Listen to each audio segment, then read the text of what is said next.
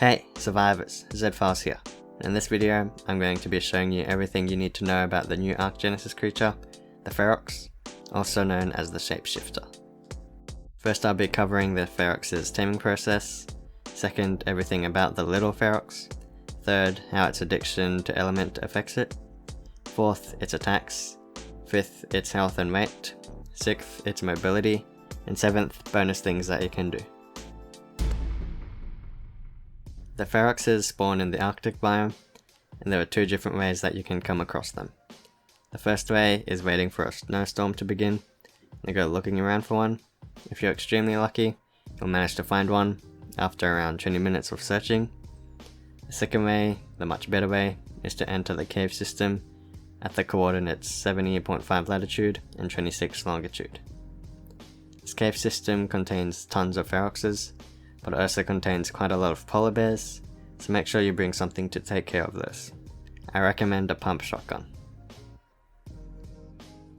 For taming a Ferox, you will need around 15 element and a crossbow with grappling hooks. The easiest way to get element is by going into HLNA's shop and purchasing some using your hexagons. Once you have the things you need and you have found the Ferox you want to tame, put some element into your hotbar and approach the Ferox and feed it the element by tapping the element slot a couple of times. Once it gobbles down the element, quickly shoot the roof with a grappling hook and reel yourself up. The once passive Ferox will shapeshift into a giant, highly aggressive werewolf and will go on a drug-fueled rampage, attacking not only you, but even fellow Feroxes. Once its transformation has worn off, you'll need to feed it some more elements and keep repeating this process. After a couple more transformations, the Ferox will have realized that you're an amazing supplier, and it will decide to work under you. The little Ferox can be put on your shoulder, and it will then give you an insulation buff, which will help you with both cold and hot temperatures. Unlike most shoulder pets, the little Ferox has zero combat capabilities. It is also pretty slow and has pretty bad stats. At level 1 base tame stats, it has 55 health and 55 weight, and at level 297 max tame stats, it has 779 health and 146 weight. The Ferox can't get armor points from a saddle, since it doesn't have one, but you can put helmets on it, which will give it a lot of armor points and also allow you to dress up the little Ferox. When you have element in your hotbar, the little Ferox will smell it and start endlessly begging you for some. It will even chase you around for the element, regardless if they are on follow or not. When you feed the Ferox some element, in the same way you did for taming it, it will shapeshift into its giant werewolf state. It will stay in this state for 12 minutes. When it's like this, you can ride on its shoulders, like how it previously rode on your shoulders. Every time you feed an element, its addiction bar will go up by 5%. When it's at 5%, the Ferox will get a 5% damage boost, a 0.1% increase to its attack startup time, and will receive 1.2% less damage from incoming attacks. You don't have to wait for the Ferox to be in its untransformed state to feed the element. You can keep feeding it as much as you like whenever. You can even feed it while you're riding it. Doing this will reset its transformation lifetime, so if your Ferox's transformation time is almost over, just feed it another element. When the addiction bar is up to 100%, the Ferox will get a 100% damage boost, 50% increase to its attack startup time, and receive 25% less damage from incoming attacks.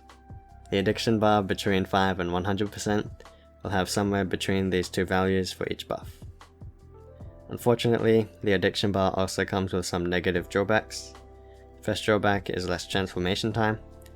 When it's at 5%, the Ferox will have 4 seconds less time to be in its transformed state, so 11 minutes 56 seconds instead of 12 minutes.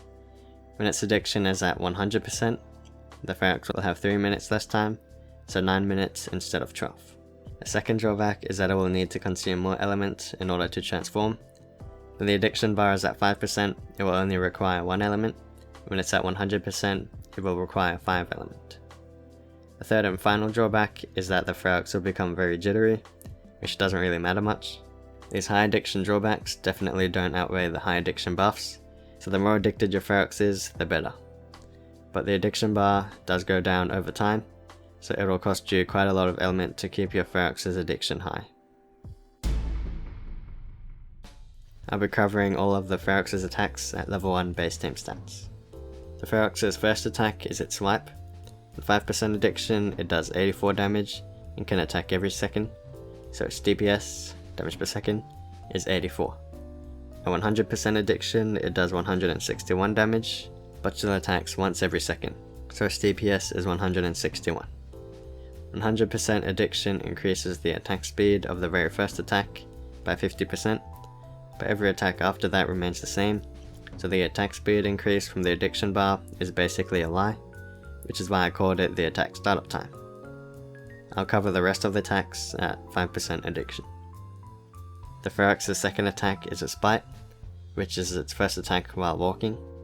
It does 84 damage, but can attack 1.15 times every second, so its DPS is 96.6.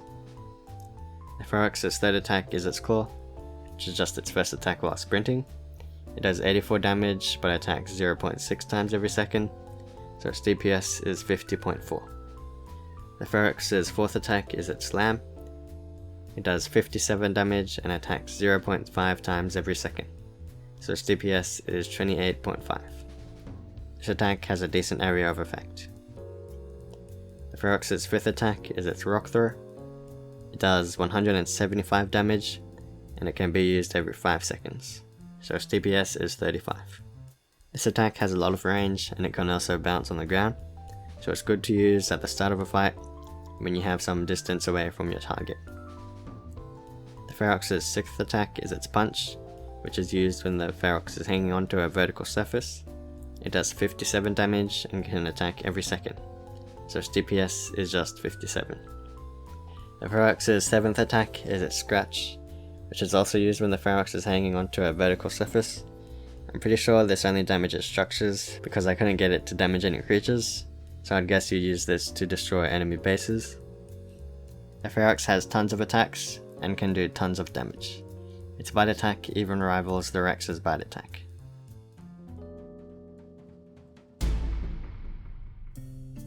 At level 1 base team stats, it has 1100 health and 350 weight, and at level 297, it has over 15,500 health and over 900 weight. Its health is the exact same as a Rex, and that weight is around the same as a Carno. Now for the Ferox's mobility. The Ferox can turn on the spot.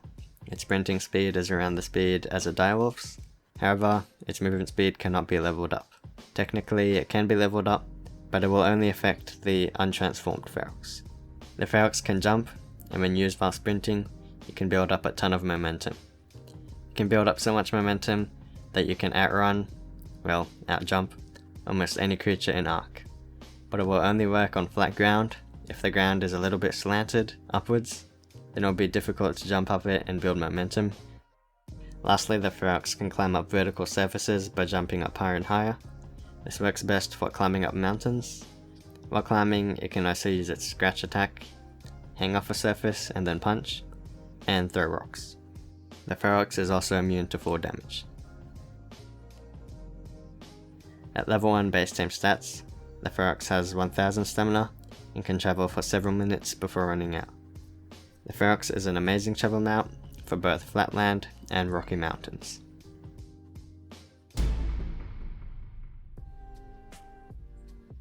The Ferox can harvest corpses, of course.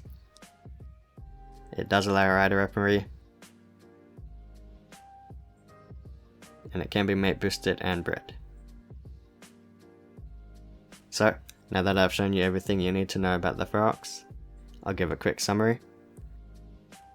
The Ferox goes from being the weakest creature in Ark to transforming into a beast so powerful that it even rivals the Rex's strength. This beast can also travel at crazy speeds and can also climb up mountains with ease. It is the ultimate solitary combat and travel mount. Well, we've now reached the end of this video. If you enjoyed or found it helpful, don't forget to give it a like, and also make sure to be subscribed to the channel so that you don't miss any future Ark Genesis videos. Thank you so much for watching, and I'll see you in the next one.